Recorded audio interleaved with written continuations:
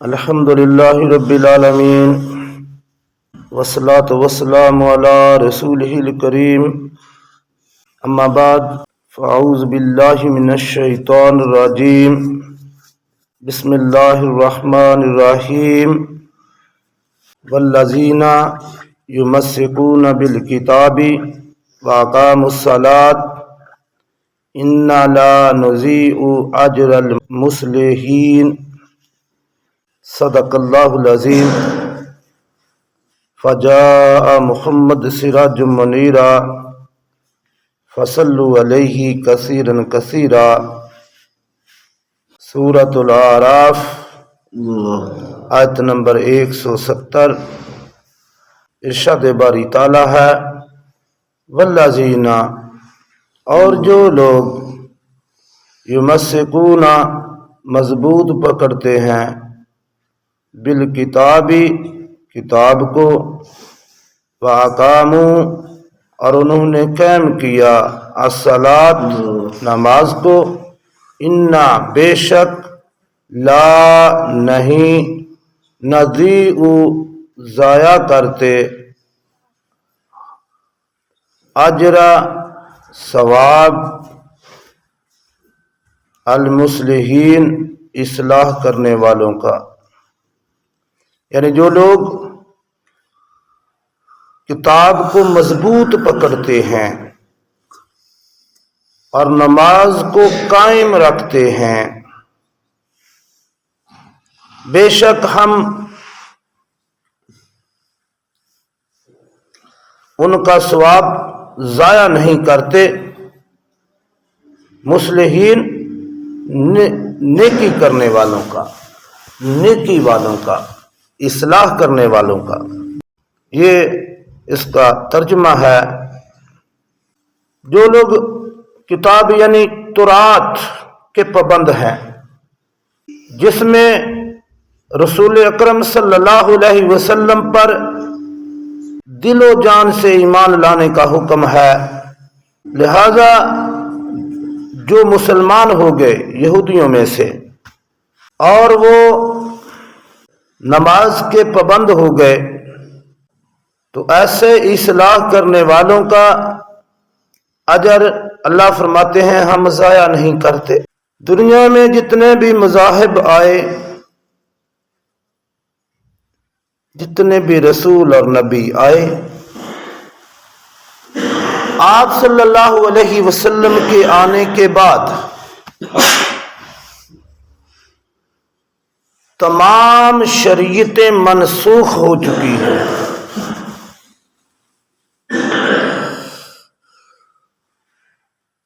اور ان کی اصل بھی دنیا نے کھو دیا، اس کی اصل کو، اور اس کا بیشتر حصہ انہوں نے ضائع کر دیا۔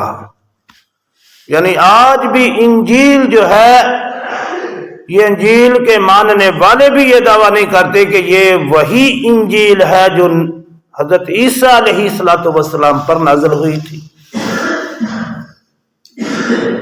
تورات کے ماننے والے بھی یہ دعویٰ نہیں کر سکتے کہ یہ وہی تورات ہے جو حضرت موسیٰ علیہ السلام طور پہاڑ سے لے کر آئے تھے،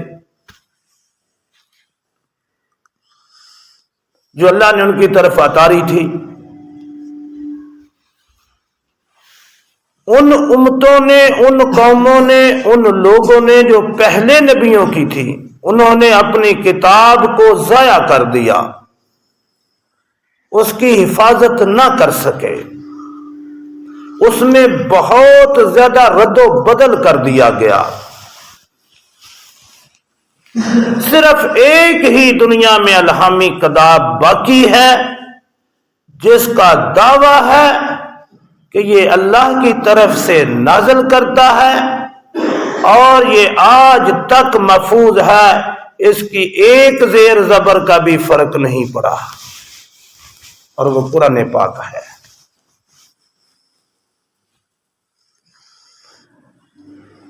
اللہ نے فرمایا جو پچھلی کتاب پر، پچھلی کتابوں کا علم رکھنے والے ہیں، جو تھوڑا بہت باقی بچا،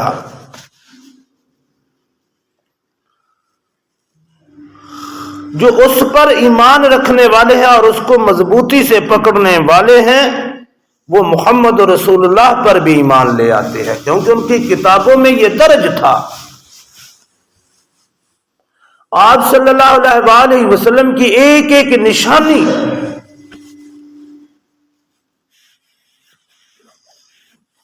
اس میں درج تھی۔ حضور نبی کریم صلی اللہ علیہ وسلم ابھی بچے تھے کہ جناب ابی طالب کے ساتھ آپ تجارت پر گئے، وہ آپ کے ساتھ بے حد محبت کرتے تھے۔ تو شام کی طرف تجارت پر جب گئے تو راستے میں ایک راہب تھا اور وہ اپنی بلائی منزل پر رہتا تھا اور اسی میں عبادت میں مصروف رہتا تھا، وہ کبھی نیچے نہیں آتا تھا، نہ کسی سے کلام کرتا تھا۔ اس نے دور سے دیکھا کہ ایک قافلہ آ رہا ہے، اس قافلے کے سر کے اوپر بادل نے سایہ کیا ہوا ہے، اور اس کا مکان تھا اس کے باہر ایک درخت تھا۔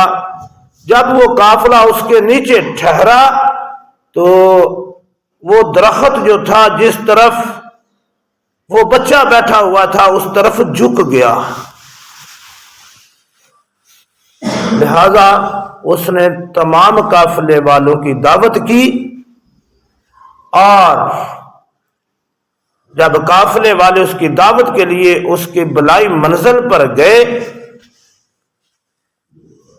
تو انہوں نے قافلے والوں نے آپ صلی اللہ علیہ وآلہ وسلم کو قافلے کے سامان کی حفاظت کے لیے چھوڑ دیا کہ آپ یہیں ٹھہرے کہ یہ بچہ ہے، ہم اس کے لیے کھانا لے آئیں گے۔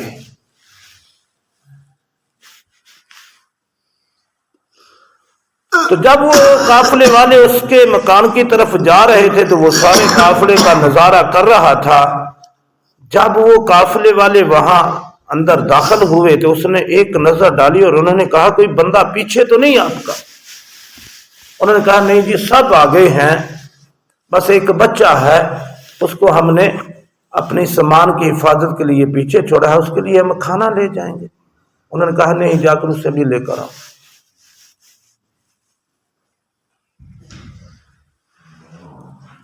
اس نے دیکھا بغور، اور جب کھانا کھا چکے تو انہوں نے کہا کہ یہ بچہ کس کے ساتھ ہے؟ جناب ابی طالب نے کہا کہ یہ میرے ساتھ ہے۔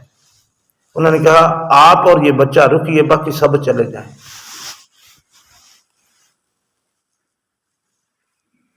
تو سب سے پہلے اس نے یہ سوال کیا کہ یہ بچہ جو ہے اس کا تمہارے ساتھ کیا رشتہ ہے؟ تو اس نے کہا یہ میرا بیٹا ہے۔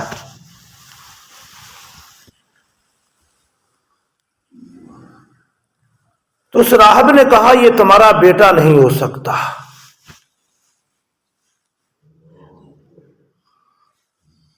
اس نے کہا کیوں؟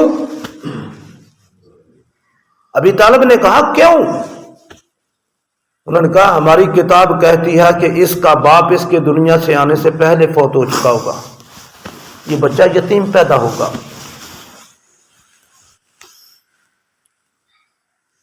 اس نے کہا واقعی یہ میرے بڑے بھائی کا بیٹا ہے، وہ واقعی فوت ہو چکے ہیں، اب یہ میری زیر کفالت ہے۔ پھر اس نے جو دوسرا سوال کیا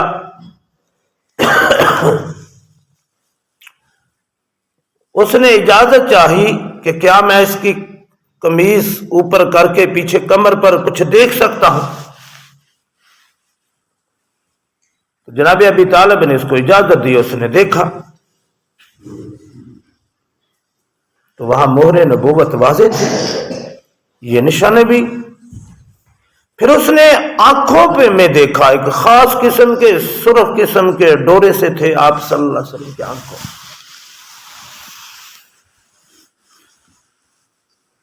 جب یہ ساری نشانیاں وہ دیکھ چکا تو اس نے کہا جناب ابی طالب اس بچے کو واپس لے جائیں، یہ بچہ آخری نبی ہے میرے میرے حساب کتاب کے مطابق، اور مجھے ڈر ہے کہ کہیں آگے جائے تو جو مذہبی لوگ ہیں وہ پہچان کر اسے کوئی نقصان نہ پہنچائیں۔ چنانچہ ابھی طالب نے سارا اپنا سامان فروخت کیا وہیں اونے پونے، اور آپ صلی اللہ علیہ وسلم کو لے کر واپس آ گئے۔ تو ابھی آپ بچے تھے، پہچاننے والوں نے تو اس وقت بھی پہچان لیا ان کی کتابوں میں جو نشانیاں تھیں۔ آپ صلی اللہ علیہ وسلم تو آپ ہیں، آپ کے صحابہ کی نشانیاں، سیما فی وجوہہم من اثر السجود ذالک مثل فی التوراۃ و مثل فی الانجیل، صحابہ اکرام کی نشانیاں ہیں، آپ کے ساتھیوں کی نشانیاں۔ جب بیت المقدس فتح ہوا تھا تو حضرت عمر فاروق کو دیکھ کر انہوں نے شہر حوالے کر دیا تھا، لڑائی نہیں کی تھی۔ انہوں نے کہا تھا کہ ہماری کتابیں کہتی ہیں کہ آخری نبی کا دوسرا خلیفہ، اس کا یہ قد و قامت، یہ شکل و شباہت، اس قسم کا لباس، اس قسم کی سواری اور یہ سارا منظر جو ہے یہ ہماری کتابوں میں لکھا ہوا ہے کہ وہ اس شہر پر قبضہ کرے گا، لہذا ہم بغیر لڑائی کے آپ کے شہر والے کرتے ہیں۔ اور بہت زیادہ لوگ مسلمان بھی ہوئے تھے حضرت عمر فاروق کو دیکھ کر۔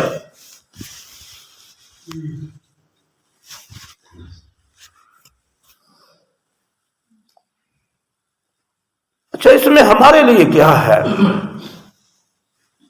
دیکھنا تو یہ بھی چاہیے نا کہ ہمیں قرآن ہمیں کیا کہہ رہا ہے۔ تو فرمایا جو لوگ اس کتاب کو مضبوطی سے پکڑتے ہیں، مضبوطی سے پکڑنا کیا ہے کہ زور کے ساتھ سینے کے ساتھ لگانا ہے؟ نہیں، اس کو سمجھنا ہے اور پھر سختی سے اس پر عمل کرنا، یہ ہے مضبوطی کے ساتھ پکڑنا۔ جو مجھ ناچیز کی سمجھ میں بات آئی ہے کہ مضبوطی کے ساتھ پکڑنا کیا ہوتا ہے کہ اس کتاب کو سمجھا جائے اور پھر اس پر سختی سے عمل کیا جائے، اس کو اپنی عملی زندگی کا حصہ بنایا جائے، یہ ہے اس کو مضبوطی کے ساتھ پکڑنا۔ واقعی الصلاۃ، اور نماز قائم رکھتے ہیں، اور نماز قائم رکھنے سے مراد، میں نے پہلے بھی شاید عرض کیا ہے کہ نماز قائم رکھنے سے مراد یہ ہے کہ جو بندہ مسجد کے اندر نمازی ہے وہ باہر بھی نمازی ہے، اپنی نماز کا خیال رکھے۔ جس طرح اس کا یہ خیال ہوتا ہے کہ میری نماز ٹوٹنے نہ پائے، حالت نماز میں، وہ بازار میں ہو یا کھیت میں ہو یا راستے میں ہو یا کھڑا ہو یا لیٹا ہو، اس کا یہ خیال قائم رہے کہ کہیں میری نماز ٹوٹ نہ جائے۔ نماز ٹوٹنا کیا ہے؟ اللہ کے حکم کو توڑنا جو ہے یہ نماز ٹوٹنا ہے۔ دیکھیں، اللہ نے نماز میں کھانا پینا منع کیا، اگر آپ کھائیں گے نماز کے دوران تو آپ کی نماز ٹوٹ جائے گی، حلال چیز بھی کھائیں گے تو ٹوٹ جائے گی۔ یعنی جس چیز سے اللہ نے نماز کے دوران منع کر دیا، خواہ وہ حلال تھی یا کوئی بھی تھی، اللہ نے جو منع کر دیا اس سے باز رہنا یہ نماز ہے۔ اور نماز قائم رکھنا کیا ہے؟ جب آپ فیلڈ میں جاتے ہیں، بازار میں جاتے ہیں، دنیا میں جاتے ہیں، تو پھر اپنے آپ پر یہ لاگو رکھیں کہ جس طرح میں نے اللہ کے ایک ایک حکم کی پاسداری کی ہے نماز میں، اسی طرح میں نے اب اس دنیا میں بھی پاسداری کر کے گزرنا ہے، تو یہ نماز قائم رکھنا ہے۔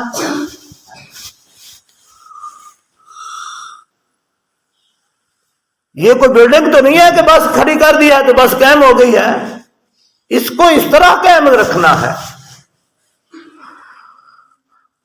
تو اللہ نے فرمایا جو پھر یہ کام کر لیتے ہیں، میری کتاب کو بھی مضبوطی سے تھام لیتے ہیں، پھر نماز کے بھی پابند ہو جاتے ہیں، نماز کو قائم رکھنے والے بن جاتے ہیں، لا نضیع، ہم ان کا اجر ضائع نہیں کرتے، لا نضیع اجرا، ہم ان کا اجر ضائع نہیں کرتے۔ मुस्लिहीन ये लोग अपनी इस्लाह करने वाले हैं। बंदा हर वक्त अपनी इस्लाह में लगा रहे कि मेरी किस तरह इस्लाह होनी चाहिए। देखना, जिस तरह बंदा दुनियादारी में हर वक्त ये सोचता रहता है कि मेरा पास पैसे कहाँ से आए, कैसे आए, मेरी जरूरियात कैसे पूरी हूं, मेरे पास कैसे, मैं कैसे अमल करूं, मैं कैसे मेहनत करूं कि ज्यादा से ज्यादा कमाऊं। इसी तरह ईमान की हालत में ईमान को भी ज्यादा से ज्यादा मजबूत करने की फिक्र होनी चाहिए। यह है मुस्लिहीन, इस्लाह करो। अपनी इस्लाह की फिक्र में लग जाते हैं वो कि मेरा हर आने वाला लम्हा पहले से बेहतर होता चला जाए, मेरा हर गुजरने वाला वक्त का जो मिनट है मुझे अल्लाह के करीब करता चला जाए, मोहम्मद मुस्तफ़ा सल्लल्लाहु अलैहि वसल्लम की गुलामी में देता चला जाए। यह है मुस्लिहीन। अल्लाह समझ अता फरमाए, अल्लाह अमल की तौफीक अता फरमाए। वमा अलैना इल्लल बलागुल मुबीन।